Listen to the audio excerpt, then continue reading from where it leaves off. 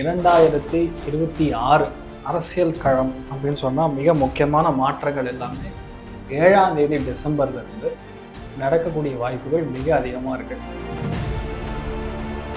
மிக முக்கியமான புள்ளி இப்போ நீங்கள் சொல்லக்கூடிய மும்முனை போட்டிக்கான காரகத்துவம் மெயின் ஹீரோன்னு சொல்லக்கூடிய தளபதி விஜய் அவர்களுடைய ஜாதகத்தில் பெரிய லிஃப்ட் கண்டிப்பாக உண்டு. டிவிக்கு கூட்டணி வைக்கும்னு எதிர்பார்க்கலாம். கண்டிப்பாக கூட்டணி இல்லாமல் அவர் மூவ் பண்ண மாட்டார். ஜாதகமே கூட்டணி ஜாதகம். தனியா நின்று ஜெயிக்கக்கூடிய ஜாதகம் அம்மா ஜெயலலிதா ஜாதகம் மட்டும்தான்.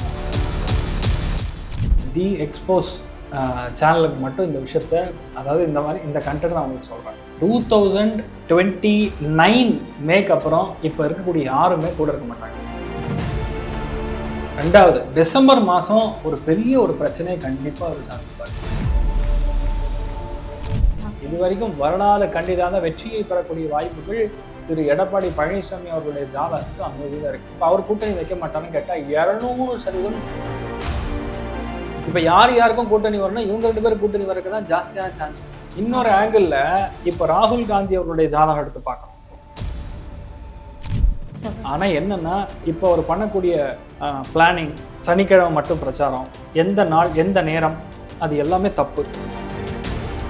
பட் இங்கே என்னன்னா அது அட்வைசஸ் ரொம்ப தப்பாக இருக்குது. அது மெயினாக சனி வக்கத்தில் இருக்கும்போது எந்த இடத்துல போய் பிரச்சாரம் பண்ணக்கூடாதோ, கரெக்டாக மதுரை, திருச்சி இந்த ஏரியாலாம் ஃபஸ்ட்டு ஆரம்பிக்கவே கூடாது.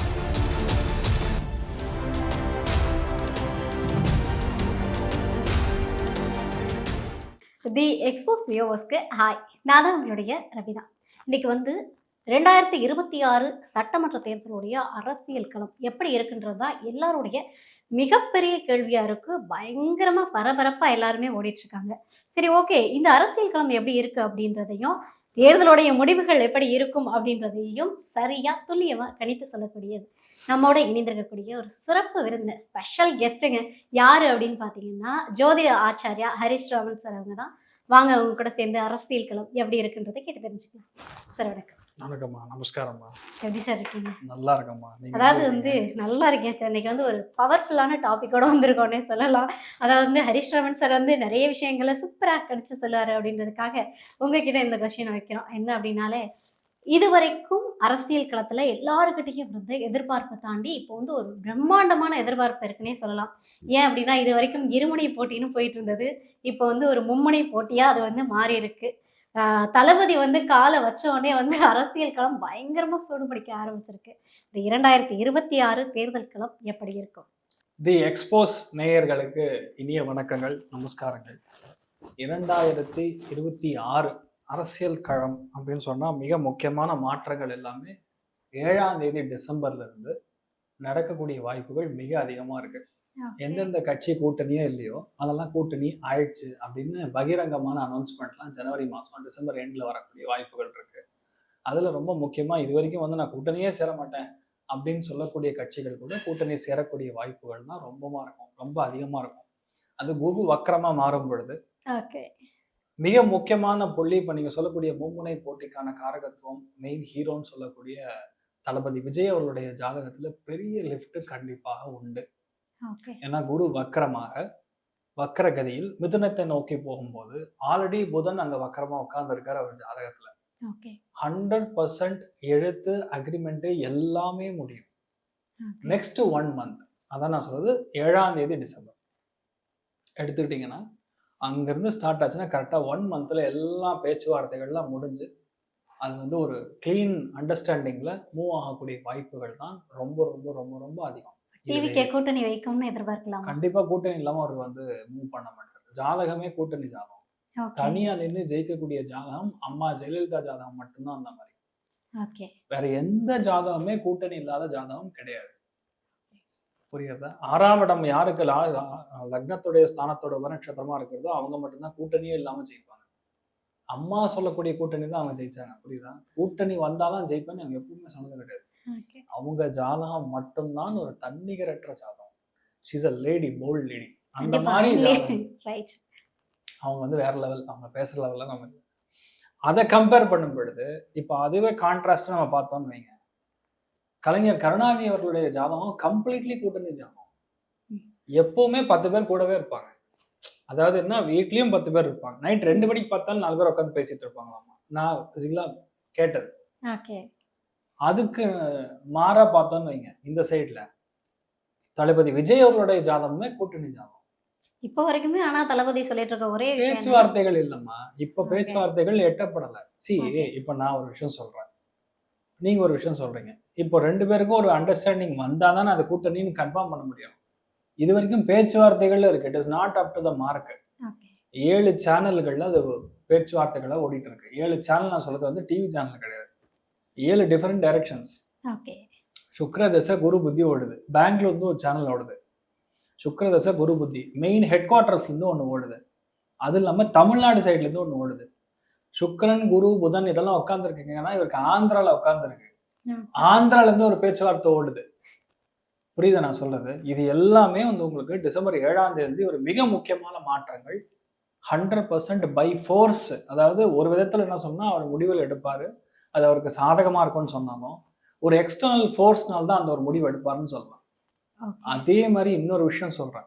இப்ப யார் யாரெல்லாம் கூட இருக்காங்களோ நன்னா புரிஞ்சுக்கணும். இப்ப யார் யாரெல்லாம் கூட இருக்காங்களோ தி எக்ஸ்போஸ் சேனலுக்கு மட்டும் இந்த விஷயத்த, அதாவது இந்த மாதிரி இந்த கண்டென்ட் நான் உங்களுக்கு சொல்றேன்.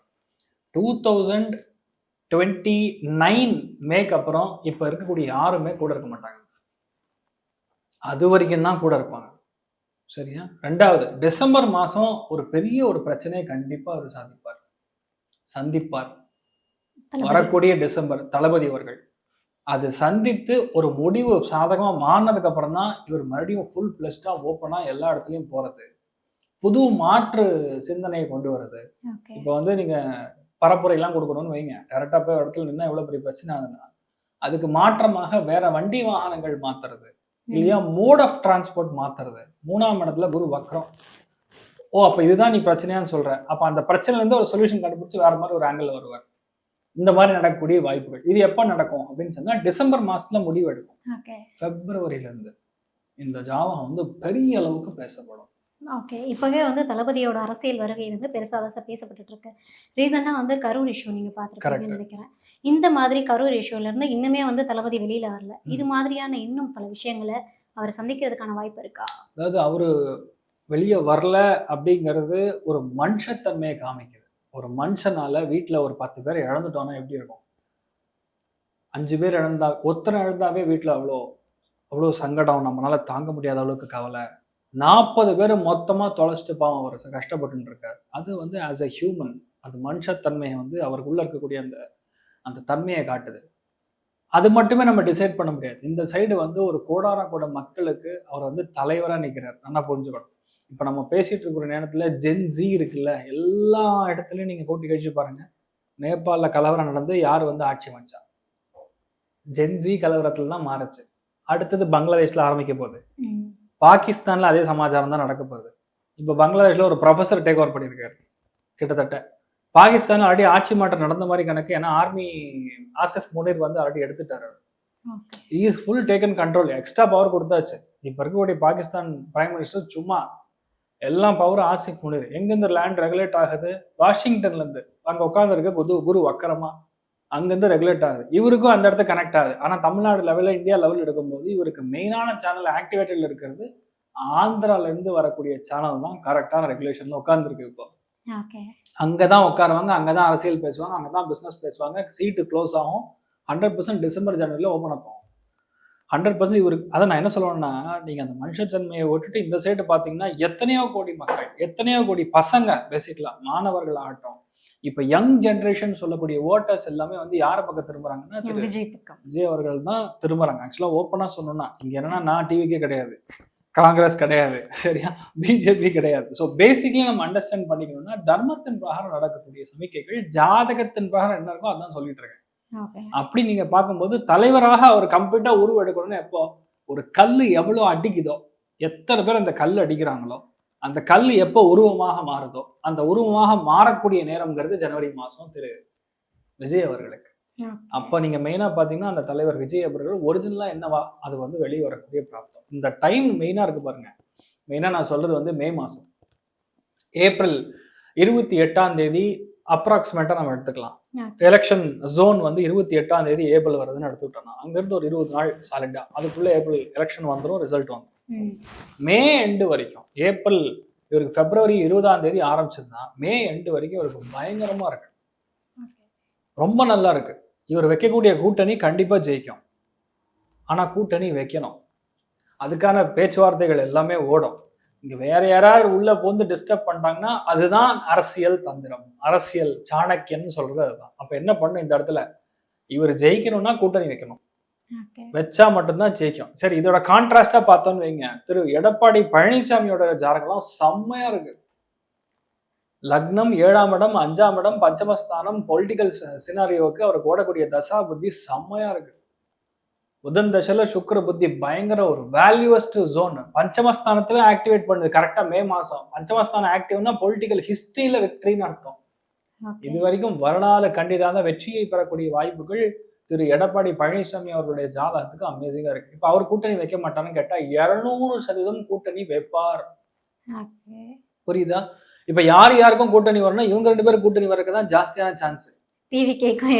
ஏடிஎம்கேக்கும் தான் ஜாஸ்தியா வரக்கூடிய சான்சஸ். இன்னொரு ஆங்கிள் இப்ப ராகுல் காந்தி அவருடைய ஜாதகம் எடுத்து பார்க்கணும். ஓகே, அவருக்கும் இவருக்கும் கூட்டணி ஒர்க் அவுட் ஆகுமா அப்படின்னு ஒரு ஆங்கிள் பார்த்தோம்னா, இந்த ஜோனுக்கு வந்து இப்போ அந்த அளவுக்கு ஒரு பேச்சுவார்த்தைகளுக்கும் பெருசா கிடையாது. இப்ப டிஎம்கேக்கு இருக்கக்கூடிய எக்ஸிஸ்டிங் சினாரியோ பாத்தீங்கன்னா, ஒருவேளை கூட்டணி இந்த இடத்துல அமைச்சாலும் இல்ல ஒரு ப்ரெஷர் வந்தாலும் சரி, என்ன பேக்டோர்ல என்ன பண்ணாலும் சரி, திரு ஸ்டாலின் அவர்களுடைய ஜாதகம் வந்து நான் சொன்ன ஒரு 10% எக்ஸ்ட்ரா எட்ஜ் இருக்கு. அவர் சீஃப் மினிஸ்டர் ஆஃப் 2026 தமிழ்நாடு ஆறக்கான சான்ஸ் வந்து ரொம்ப ஜாஸ்தியா இருக்கு. இதெல்லாம் சேர்ந்தாங்கன்னா நான் சொல்றது என்ன, ஒரு 6ஆம் இடத்தை நீங்க உடைக்கணும் அப்படின்னா அகம் சார்ந்த பாவகங்களை ஆக்டிவேட் பண்ணும். 1, 3, 5, 7, 11 இருக்கக்கூடிய பாவகங்கள் யாரெல்லாம் சேர்றாங்களோ அவங்கெல்லாம் ஜெயிச்சிருவாங்க. மக்கள் கூட்டமா வந்து ஓட்டப்படக்கூடிய கட்சிகள் இப்ப யாருக்கு இருக்கும்னு கேட்டா கண்டிப்பா டிவி கேக்கும், ஏடிஎம்கேக்கும் ஜாஸ்தியா இருக்கும். பிப்ரவரி, மார்ச், ஏப்ரல்ல. ஏப்ரல் மாசம் ஃபர்ஸ்ட் வீக்ல டிஎம்கே ஒரு பெரிய ஒரு பூகம்பத்தை உள்ள இறக்குவாங்க. அதாவது ஒரு கம்ப்ளீட் ஷிஃப்ட், ஒரு பெரிய ஒரு தொகை சம்பந்தப்பட்ட விஷயத்தை வெளியே கொண்டு வரதோ இல்லையா, ஒரு சலுகைகள் வந்து கொண்டு வரக்கூடிய வாய்ப்புகள். மெயினா குரு வக்கரமா உட்கார்ந்து இருக்கும்போது இந்த சலுகை எதை நோக்கி இருக்கும்னா, மெயினா வந்து மாணவ மாணவிகளுக்கும் பெரியவங்களுக்கான பென்ஷன் இல்லையா, கோவிலுக்கு போகக்கூடிய விஷயத்துக்கு பணம் கொடுக்கறது, இந்த மாதிரி ஏதாவது ஒரு யாத்திரைக்கான பணம், புரியுதா, படிக்கக்கூடிய குழந்தைகளுக்கு கொடுக்கக்கூடிய மிக முக்கியமான ஒன்று. அது புதன் வக்கரம் குரு வக்கரம்னா மொபைல் கொடுக்கறதுக்கு சான்ஸ் இருக்கு இல்லையா, லேப்டாப் வந்து வேற லெவலில் கொண்டு போறதுக்கான சான்ஸ் இருக்கு இல்லையா, எல்லாருக்கும் இவி வெஹிக்கிள் கொடுக்கறதுக்கு சான்சஸ் இருக்கு. இந்த மாதிரி திட்டங்கள் கண்டிப்பாக தீட்டி ஒருவேளை ஏப்ரல் மாசம் விட்டாங்கன்னா கண்டிப்பாக டிஎம்கே ஆட்சி அமைக்கிறதுக்கு வாய்ப்புகள் தான் மிக அதிகம். அதுக்கு மாறாக இவங்க 2 பேரும் கூட்டணி போட்டாங்கன்னா கண்டிப்பா அதுக்கு chances very very high. In fact திரு விஜய் அவர்களுக்கு பாத்தீங்கன்னா 2033 நவம்பர் மாசம் அவருக்கு சூரிய தசை ஆரம்பிக்குது. பிரகாசமான தசை. சூரிய தசை தான் பேசிக்கா அரசியலுக்கு பெரிய மாற்றங்களை கொடுக்கும். இப்ப நடக்கக்கூடிய ஸ்தானம் பாத்தீங்கன்னா நடக்கிற சுக்கிர தசை. என்ன பண்ணாலும் லேடி ஓட்டர்ஸ் ஜாஸ்தி, lady voters are so high in percentage அப்படின்னு சொல்லலாம். இதுல 2ஆ உடையும். ராகு கேதுக்கள் கூட யாருக்கெல்லாம் இருக்கோ அவங்களுக்குலாம் அந்த கிறிஸ்டியன் முஸ்லிம் ஓட்ஸ் வந்து ஜாஸ்தியா விழும். இவருக்கு அந்த பிராப்தம் மிக அதிகமா இருக்குன்னு நான் சொல்ல வரேன். யாருக்கு, திரு விஜய் அவர்களுக்கு கிறிஸ்டியன் முஸ்லிம்ஸ்க்கான ஓட்டு வந்து ஜாஸ்தியா விழுகிறதுக்கு சான்சஸ் இருக்கு. ஸோ ஓவராலா பார்க்கும்போது திரு விஜய் அவர்களுக்கு அரசியல் களம் ரொம்ப நல்லா இருக்கு. பட் அது எல்லாமே பிப்ரவரி மாசத்துக்கு அப்புறம் தான் நல்லா இருக்கும். அது வரைக்கும் இந்த மாதிரி சம்பவங்கள் நடந்துட்டே இருக்கும். மெயினா கோயம்புத்தூர் பிரகாரம் பிரச்சாரம் போறாரு, கோயம்புத்தூர் கொங்கு மண்டலத்துல பிரச்சாரத்துக்கு போறாரு அப்படின்னா ரொம்ப கவனமா இருக்கணும். அதே மாதிரி இந்த நான் சொன்னக்கூடிய அந்த திருவள்ளூர், திருவாரூர், சிதம்பரம், ஸ்ரீரங்கம் இந்த மாதிரி தொகுதிகளில் அவர் போய் வந்து போட்டிடுறாரு, அங்க போய் பிரச்சாரம் பண்றாருன்னா ரொம்ப கவனமா இருக்கணும். ஏன்னா சனி இன்னும் வக்கரமா இருக்கு. இதெல்லாம் நம்ம பார்த்துதான் நம்ம அடிச்சு. ஓகே சார், இப்போ வந்து பொதுவான ஒரு பார்வையும் இருக்கு. என்ன அப்படின்னா, நிறைய சினிமால இருந்து வந்து அரசியல் பிரபலங்கள் வந்து பாத்தீங்க அப்படின்னா காணாம போயிடுறாங்க, இல்லை வந்து அதுக்கப்புறமா வந்து கூட்டணிக்கு போயிடுறாங்க, அவங்க வந்து அந்த அரசியல் நிலைப்பாட்டுல இருந்து மாறிடுறாங்க அப்படின்ற ஒரு பார்வை இருக்கு இல்லையா. இப்போ வந்து விஜய் அரசியலை இப்போ இவ்வளோ பெரிய பிரச்சனையை சந்திச்சிட்டாரு. இதே மாதிரி விஜய் தொடர்ந்து அரசியல் களத்துல நிலைப்பாரா, அவர் அந்த முதலமைச்சர் ஆகிறதுக்கான பாசிபிலிட்டிஸ் இருக்கா அப்படின்றது ஒரு பார்வையா. சூரிய தசையில தான் அந்த முதலமைச்சருக்கான பதவி, இல்லைன்னா அதுக்கு டோட்டல் பவர் எடுத்துக்கிறதுங்கிறது சூரிய தசை தான். இவருக்கு சூரியன் கெட்டு போயிருந்தா அவர் வரவே மாட்டார், அரசியல் களத்துல ஒரு இறங்கவே மாட்டார், கட்சி அனௌன்ஸ் பண்ண மாட்டார். எல்லாரையும் வந்து அப்பாயிண்ட் பண்ண மாட்டார். புரியுதா? அது பஞ்சமஸ்தானமும் லாபஸ்தானமும் அவ்வளோ பலமா இருக்கு. அதனால கண்டிப்பாக ஒரு அரசியல்ல பெரிய நீடிச்சு நிற்கக்கூடிய பிராப்தம் ரொம்ப அதிகமா இருக்கு. Based on the given data, அவங்க வீட்டு ஃபேமிலி மெம்பர் மூலியமா எனக்கு ஒரு டேட்டா வந்தது. அவங்களுடைய ஒரிஜினல் டேட் ஆஃப் பர்த்ன்னு சொல்லி. அதை வச்சு நான் சொல்லிட்டு இருக்கேன். ஓகே. பப்ளிக் ஃபாரம்ல இருக்கக்கூடிய இது கிடையாது. ஓகேவா? அதனால I am quite confident that இவருக்கு வந்து லாங் டேர்ம் அரசியல் உண்டுங்கிறது என்னுடைய கணிப்பு. ஆனா என்னன்னா, இப்ப அவர் பண்ணக்கூடிய பிளானிங், சனிக்கிழமை மட்டும் பிரச்சாரம், எந்த நாள் எந்த நேரம், அது எல்லாமே தப்பு. நான் சொல்றது எனக்கு தப்பு, எனக்கு ப்ராப்ளம் இல்லை. அவருடைய ஸ்தானத்தின் பிரகாரம் எந்த நட்சத்திரத்துல வேலை செய்யணும், எந்த டைம்ல பிரச்சாரம் பண்ணணும், எந்த டைம்ல மைக்கு பிடிக்கணும், என்ன டாபிக் பேசணுங்கிறதுக்கு ஸ்ட்ராட்டஜிக்கா நம்ம ஒர்க் அவுட் பண்ணி கொடுத்தோம்னா அவர் பெரிய பிளேஸ்மெண்ட்டுக்கு வருவார். He need a backup. But இங்க என்னன்னா, அது அட்வைசஸ் வந்து ரொம்ப தப்பா இருக்கு. இந்த டைம்ல பண்ணக்கூடாதுன்னா அதை பண்ணக்கூடாது. அது மெயினா சனி வக்கரத்துல இருக்கும்போது எந்த இடத்துல போய் பிரச்சாரம் பண்ணக்கூடாதோ கரெக்டா மதுரை, திருச்சி இந்த ஏரியாலாம் வந்து ஃபர்ஸ்ட் ஆரம்பிக்கவே கூடாது. மீனம் தான் மதுரை, அதுலதான் சனி வக்கரம். மதுரையை பத்தி 1.5 வருஷமா எல்லாரும் பேசுபொருளாவே இருக்கு. மதுரை, திருச்சி இந்த இடம்லாம் நீங்க பாத்தீங்கன்னா கந்தர் மலை, சிக்கந்தர் மலை, அது எவ்வளவு பெரிய பிரச்சனை வந்து பூகம்பமா அடிச்சது. மதுரையில எவ்வளவு அழகர் ஆத்துல இருக்கும்போது 4 பேர் செட்டு பண்ணாங்க, என்னமோ நடந்தது. ஆக்சுவலா இதெல்லாம் கம்பேர் பண்ணும்போது அந்த இடம் வந்து அந்த அளவுக்கு கரெக்டான இடம் கிடையாது இவருக்கு. அப்ப ஆரம்பிக்கக்கூடிய ஸ்கெட்ச் வந்து ராங்க ஸ்கெட்ச். அப்ப கரெக்டான ஆள் வச்சு அவர் பிளான் பண்ணான்னா ஸ்ட்ராட்டஜி, அதுக்கப்புறம் அதை ஜெயிக்கக்கூடிய பிராப்தம் ரொம்ப அதிகமா இருக்கு. அந்த மாதிரி ஒரு அட்வைசர் இருக்கும் பட்சத்தில் நல்லது நடக்கும். சரி, இது வரைக்குமே வந்து டிஎம்கே, ஏடிஎம்கே இவங்களுக்குள்ள தான் வந்து போட்டி அப்படின்ற ஒரு விஷயம் இருந்தது. ஆனால் இப்போ வந்து மாறிடுச்சு. டிஎம்கே என்ன சொல்கிறாங்க அப்படின்னா, எங்களுக்கு ஏடிஎம்கே கூட தான் போட்டி அப்படின்றாங்க. ஆனால் டிவிக்கு என்ன பண்ணுறாங்க, எங்களுக்கு டிஎம்கே கூட தான் போட்டி அப்படின்னு சொல்லிட்டு ஒரு மும்முனை போட்டியை வந்து பயங்கரமாக க்ரியேட் பண்ணி வச்சுருக்காங்க. இது வந்து மாறுறதுக்கான பாசிபிலிட்டிஸ் இருக்குதா? எப்பவும் போல் டிஎம்கே விசஸ் ஏடிஎம்கேன்னு தான் இருக்குமா? அதாவது நீங்கள் பார்க்கக்கூடிய ஒரு எப்படி சொல்ல விஷன் வந்து வேற மாதிரி இருக்குது, நான் புரிஞ்சுக்கிறது வேற மாதிரி இருக்குன்னு நினைக்கிறேன். எனக்கு போட்டி வந்து டிவிகேக்கும் டிஎம்கேக்கும் அப்படின்னு சொல்லக்கூடிய இடத்துல உள்ளர்த்த நான் என்ன பார்க்குறேன்னா, ஏடிஎம்கேக்கும் டிவிகேக்கும் கோயிலேஷன் இருக்குங்கிறது நான் புரிஞ்சுக்கிறேன் ஒரு ஆங்கிள். ரெண்டாவது பார்த்தீங்கன்னா, ஒருவேளை அது நடக்காத பட்சத்தில் நீங்கள் வந்து 2 ஜாதகங்களை வச்சு கம்பேர் பண்ணீங்கன்னு வைங்க. இந்த சைடு வந்து திரு மு.க. ஸ்டாலின் அவர்களுடைய ஜாதகத்தையும் உதயநிதி ஸ்டாலின் அவருடைய ஜாதகத்தையும் பார்த்தோன்னு வைங்க, இவங்க 2 பேர் ஜாதகம் தான் ஸ்ட்ராங். ஏன் அப்படின்னா, ஜாதகத்தை ஒரு சமிக்கை சேரவே கூடாது. சூரியன் சனி ஜாதகத்துல சேரக்கூடாது. சனி சூரியன் சேரலாம், ஆனால் ஒரு மாதிரி குழப்பறான்னு நினைச்சக்கூடாது. கிரகங்களை புரிஞ்சுக்கணும். பேசிக்கலா ஜாதகத்திலேயே சூரியன் சனி கன்ஜங்ஷன் இருந்ததுன்னா ரொம்ப கஷ்டப்பட்டு ரொம்ப அடி வாங்கி கூட இருக்கவங்கனால ரொம்ப நம்மளை அந்த டிஸ்டர்பன்ஸ் கொடுத்து நம்மளை ஏமாத்தி எல்லா கஷ்டப்பட்டு தான் மேலே வர முடியும். அதாவது அது கிட்டத்தட்ட ஒரு நெருங்க நம்ம வேணாம்னு சொல்லி நமக்கு சலிப்பு வந்து விட்டுருவோம். ஓடா எனக்கு வேணாம் அப்படிங்கிற அளவுக்கு வந்துடும். இப்போ இந்த மாதிரி காம்பினேஷன் இவங்க 2 பேருக்கு இருக்கான்னு கேட்டா, யாருக்கு? திரு மு.க. ஸ்டாலின் அவர்களுக்கும் திரு உதயநிதி ஸ்டாலின் அவர்களும் இருக்கான்னா இல்லை. அவங்களுக்கு வந்து ஒரு கிளீனான ஜாதகம். அதுவும் உதயநிதி அவர்களுடைய ஜாதகம் வந்து செம்மையான ஜாதகம். ஆனா என்னன்னா, 2027 மிட் வரைக்கும் எண்டு வரைக்குமே திரு மு.க. ஸ்டாலின் அவர்களுக்கு ஆட்சி அமைக்கக்கூடிய பிராப்தம் மிக மிக மிக மிக மிக அதிகம். அதுதான் உண்மை. இதுல என்னன்னா, ஓன்லி சமிக்கைகள் தான், ஓன்லி அந்த கவிலேஷன், அந்த கூட்டணி வந்து ஸ்ட்ராங்கா இருக்கும்போது மட்டும்தான் திரு விஜய் அவர்களுக்கு கண்டிப்பா அவர் ஜெயிக்கக்கூடிய பிராப்தம். கூட்டணி அமைத்தால் மட்டும்தான் விஜய் வந்து தனியா நின்னா துரோகம் தான் நடக்கும். I am seriously trying. சூரியன் சனி காம்பினேஷன், அதுல புதன் வக்கரம்னா கம்யூனிகேஷன் எல்லாம் டேமேஜ்ல தான் வரும். பொய்யான பாதி ஃபில்டர்ட் கம்யூனிகேஷன். நான் உங்களுக்கு ஒரு சொல்றேன்னா, நீங்க போய் திரு விஜய் அவர்களுக்கு சொல்றது பாதியா இருக்கும். கூட இருக்கிறவங்க அப்படிதான் அவங்களுடைய சோன் இருக்கும். அதாவது நான் என்ன சொல்றேன்னா, அவர் ஜாதகம் அப்படி இருக்கு. நான் கூட இருக்கிறவங்கன்னா யார் வேணா இருக்கலாம், பட் இன் ஜென்ரல் அது அப்படி இருக்கும்போது அவ்வளோ சூப்பர் அப்படின்னு சொல்ல முடியல. ஆனா தனிப்பட்ட முறையில ஒரு ஜாதகம் பார்க்கும்போது சின்சியரா திரு விஜய் அவர்களுக்கு பியூட்டிஃபுல் ஃபியூச்சர் இருக்கு. only when the கூட்டணி இஸ் குட். அரசியல் களம் மட்டும் பேசிட்டு இருக்கோம், இதுல வந்து சினிமா வேண்டாம்னா இருந்தாலும் ஒரு கேள்வி இருக்குது எல்லாருக்குமே. வந்து தளபதி வந்து முழுசா வந்து அரசியல் இறங்கிட்டாரு. ஆனால் நிறைய பேர் என்னன்னா அரசியல் சினிமா ரெண்டையுமே பார்த்துட்டு இருந்தாங்க. இப்போ தளபதி அவர்கள் மறுபடியும் சினிமாவையும் அரசியலையும் சேர்ந்து பார்க்கறதுக்கான வாய்ப்பு இருக்கு. அது சுக்கிரதசை முடிகிற வரைக்கும் அவர் சினிமாவில் இருப்பாருமா. நீங்க எப்படி பார்த்தாலும் சரி, அனதர் 4.5 years சாலிடா இருப்பார். 2029 வரைக்கும் நான் உங்களுக்கு சொல்லியிருக்கேன். 2029 தான் சூரிய தசை. அப்போதான் ஒரு முழு நேர அரசியலுங்கிற போறக்கூடிய வாய்ப்புகள். அதுக்கும் முன்னாடி ஒரு விஷயம் சொல்றேன், டிசம்பர் மாதம் கண்டிப்பா அவர் ஹெல்த் ரொம்ப கவனமா பார்த்துக்கணும். பிரயாணங்கள், வண்டி வாகனங்கள்ல ரொம்ப கவனமா போகணும். எதிர்பாராத விஷயங்கள் நடக்கக்கூடிய வாய்ப்புகள் ரொம்ப அதிகம் இருக்கும். ஸோ அதற்கான சில பிராயச்சித்தங்கள் பரிகாரங்கள்லாம் செய்து கொள்ளும்போது கண்டிப்பாக அது ஒரு விமோச்சனம் அடையும். தைரியமா இருக்கலாம். Super sir, super. Thank you sir. தேங்க்யூமா, நமஸ்காரம்.